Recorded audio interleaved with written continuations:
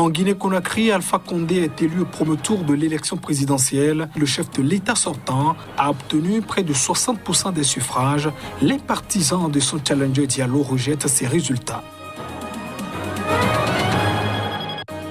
Au Cameroun, 118 défenses d'éléphants ont été saisies par les services des douanes.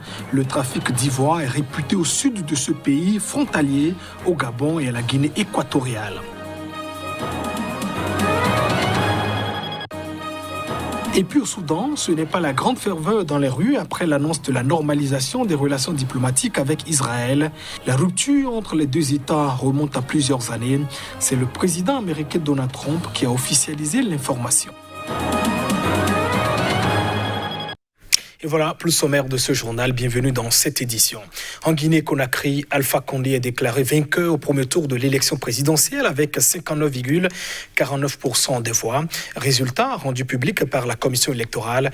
Le chef de l'État sortant brigue ainsi à 82 ans un troisième mandat controversé.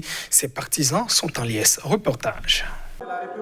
Annonçant les résultats encore provisoires, le président de la CENI, Kabiré Cissé, a déclaré qu'Alpha Condé avait remporté 59,49% des voix au scrutin du 18 octobre dernier. Son principal rival, Cellou Dalein Diallo, âgé de 68 ans, qui s'était proclamé vainqueur de la présidentielle avant la publication des résultats, a obtenu 33,5% des suffrages selon la CENI. Pour les partisans du parti au pouvoir, il faut désormais penser à la réconciliation. C'est la joie totale à Conakry. Et tout ce qu'on veut maintenant, c'est la paix. Et rien que la paix. Rien que la paix. Vous avez vu comment la ville est nage. Donc on veut que le lundi, pour que le travail commence bien, et rien que ça. La soie Alpha Condé, c'est le président de tout le monde. Pas Peul, pas Malinké, pas Guerzé, c'est la Guinée qui gagne. C'est nous. La Guinée est une et indivisible. C'est ce qu'on connaît. Vive la Guinée. Dès l'annonce des résultats, des affrontements ont éclaté entre les manifestants et les forces de l'ordre qui ont fait usage de gaz lacrymogène. Des bérets rouges étaient en appui aux policiers et aux gendarmes et des tirs ont été entendus. Dans un communiqué, son parti, l'Union des forces démocratiques de Guinée, UFDG, a affirmé que le bilan provisoire de ces exactions inouïes était de 27 morts et près de 200 blessés par balle, tandis qu'un bilan officiel a fait état de 10 morts sans qu'il soit possible d'obtenir un bilan des violences de sources indépendantes. Le secrétaire général de l'ONU, Antonio Guterres, a appelé à une solution pacifique par le dialogue de la crise post-électorale, demandant au président sortant et à l'opposant Cellou Dalein Diallo d'empêcher la violence. Le Front national de la défense de la démocratie a appelé dès lundi à des manifestations dans tout le pays pour exiger le départ d'Alpha Condé du pouvoir. Et les résultats provisoires proclamés par la commission électorale en Guinée sont rejetés déjà par les partisans de l'opposant Cellou Dalein Diallo. Ils ont promis les contester par tous les moyens. Des véhicules militaires patrouillaient dans les rues de Conakry suite donc à des affrontements. Nous ne reconnaissons pas ces résultats avec la proclamation de la CENI. Nous sommes catégoriques par rapport à ces résultats. C'est des résultats qui ne sont fondés que sur des vœux du chef qui lui a mis là. Vous comprenez? Donc nous attendons de voir, même si nous sommes sans force, sans d'autres moyens possibles pour changer cette donne, mais nous sommes quand même dans la logique de rejeter systématiquement ces résultats. C'est ce qui est clair. Aujourd'hui, la même personne qui prend le pouvoir et qui terrorise ce quartier, qui terrorise ce taxe, qui considère que ce taxe-là est assiégé par des bandits, ainsi de suite, des voyous, des délinquants. C'est tout le contraire. Depuis le matin, il est en train pour tirer tous les côtés, pam, pam, pam. Après ça, aucune personne se sort. Et un peu avant la proclamation de ces résultats, des groupes de la société civile, toujours dans le pays, continuent donc de dénoncer les irrégularités dans le décompte des voix de la présidentielle qui ont donc crédité le président sortant Alpha Condé dès le premier tour. Quand même, notre attention a été retenue par des chiffres de certaines localités, notamment Farana, où la CENI annonce un taux de participation de 100,14%. Et en réalité, ces 100,14% là, cela veut dire que sur les 156 097 personnes inscrites à Farana, il y a eu 156 315 votants, donc soit un surplus de 218 personnes. Nous demandons à la CENI de fournir des explications, de nous fournir vraiment des explications qui permettent de comprendre ces différentes anomalies donc, sur le processus électoral. Le FNDC appelle le peuple de Guinée à descendre massivement dans les rues de Conakry en province, dans le seul but d'obtenir le départ du pouvoir de M. Alpha Condé pour haute trahison. Toujours au chapitre des élections, quelques 63 millions d'Égyptiens ont voté ce samedi. Lors de la première phase des élections législatives du pays, les bureaux de vote avaient donc ouvert ce samedi pour des élections sans suspense, tant la victoire du camp favorable au président Abdel Fattah al-Sisi, un ex-général au pouvoir depuis 6 ans, ne fait donc l'objet d'aucun doute. Les Égyptiens sont appelés à renouveler leur parlement en élisant 568 députés sur un total de 596. Les 28 restants seront nommés par le président, dont la mainmise croissante sur la vie politique égyptienne s'est traduite par une mise au pas quasi totale de l'opposition. Samedi matin, les bureaux de vote étaient décorés aux couleurs nationales et placés sous protection de la police, selon des images diffusées par la télévision égyptienne.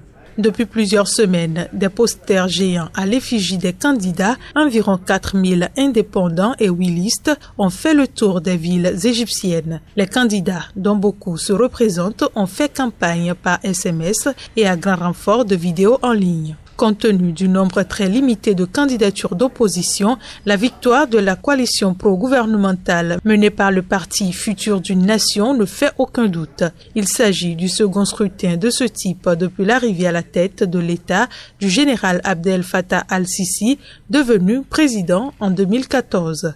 Le vote aura lieu en 2 phases. La première, prévue samedi et dimanche, couvrira 14 gouvernorats et la seconde, début novembre, les 13 restants. Les seconds tours auront lieu en novembre et décembre. Les résultats définitifs seront dévoilés le 14 décembre et les nouveaux députés prendront leurs fonctions en janvier 2021 à la fin du mandat de l'actuel Parlement. Ces législatives sont le deuxième scrutin tenu pendant l'épidémie de nouveau coronavirus qui a fait près de 6200 morts en Égypte et contaminé environ 106 000 personnes. En août, les Égyptiens avaient voté pour pouvoir une partie des 300 sièges de la Chambre haute, une centaine de sénateurs étant désignés par Sisi. Ce dernier scrutin avait été marqué par un taux de participation très faible, 14,23%. Au Cameroun, 118 défenses d'éléphants ont été saisies dans le sud du pays au lieu du trafic d'ivoire près de la frontière avec le Gabon. Et puis, la Guinée équatoriale, c'est ce qu'a donc annoncé un responsable à la communication des douanes du pays. Avec près de 675 kilos récupérés, ces 118 défenses d'éléphants saisies constituent la plus importante au Cameroun en termes de quantité depuis 5 ans, a indiqué Jean-Claude Ekoubé, responsable de la communication des douanes camerounaises. L'ivoire, en provenance du Gabon, était transporté dans une fourgonnette à double fond, véhiculant également du bois, selon un reportage de la télévision d'État camerounaise. Vous savez que nous sommes dans une zone frontalière et que la criminalité transfrontalière est très forte, généralement dans cette zone. Nous avons donc, avec la hiérarchie, comme je l'ai dit, mis sur pied cette mission spéciale pour mener, fouiller, traquer la contrebande là où elle se trouve. Et voilà le résultat, comme vous l'avez bien vu. Il s'agit des pointes d'ivoire. Il devait ensuite faire route vers l'Asie, selon la douane camerounaise. 4 trafiquants, 3 Camerounais et 1 Gabonais, ont été interpellés avec cette cargaison, a précisé Ekoubé. Le Gabon, pays d'Afrique centrale, héberge près de 60% des éléphants de forêt qui subsistent en Afrique. Le commerce illégal d'ivoire est la 3e forme de trafic la plus rentable après les stupéfiants et les armes. Le trafic est alimenté par une forte demande en Asie et au Moyen-Orient, où les défenses d'éléphants sont utilisées dans la médecine traditionnelle et en ornement, malgré un moratoire sur son commerce international décidé en 1989. L'ivoire peut être revendu jusqu'à 7 000 € le kilo. Les Soudanais dans les rues de Khartoum, la capitale, réagissent de manière mitigée à l'annonce par le président américain Donald Trump de la normalisation des relations diplomatiques entre Israël et le Soudan. Je ne vois aucun problème de la normalisation avec Israël, dit un habitant, alors qu'un autre, au contraire, assure que cette normalisation ne sert donc pas les intérêts du Soudan. Écoutons-les. Donald Trump a annoncé vendredi la normalisation des relations diplomatiques entre Israël et le Soudan, assurant que les deux pays avaient fait la paix. Des journalistes ont pu assister dans le bureau ovale à une conversation téléphonique entre Donald Trump et les dirigeants israéliens et soudanais. Le président a annoncé que le Soudan et Israël étaient convenus de normaliser leurs relations, une nouvelle étape majeure vers la paix au Moyen-Orient, a précisé un porte-parole de l'exécutif américain. Je ne vois aucun problème à la normalisation avec Israël. Il y a beaucoup de pays qui ont adopté une attitude de normalisation avec Israël et ils font partie, à ma connaissance, des plus grands pays et des pays leaders. Je suis contre la normalisation parce que la normalisation ne sert pas les intérêts du Soudan, ni aujourd'hui ni demain.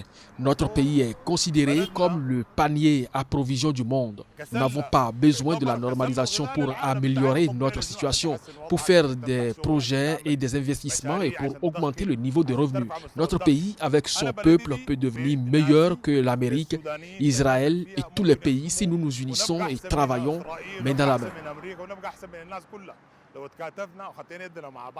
Le président américain a assuré que de nombreux autres accords étaient en préparation. L'annonce de vendredi intervient après la récente normalisation des relations d'Israël avec les Émirats arabes unis et le Bahreïn. Juste avant, l'exécutif américain avait annoncé l'intention de Donald Trump d'enlever Khartoum de la liste des États soutenant le terrorisme. Le Premier ministre soudanais Abdallah Hamdok a remercié Donald Trump lors de l'appel, saluant l'impact majeur que cette mesure aurait sur l'économie soudanaise. Mesdames et messieurs, ainsi se referme cette édition. Merci de votre attention. Au revoir.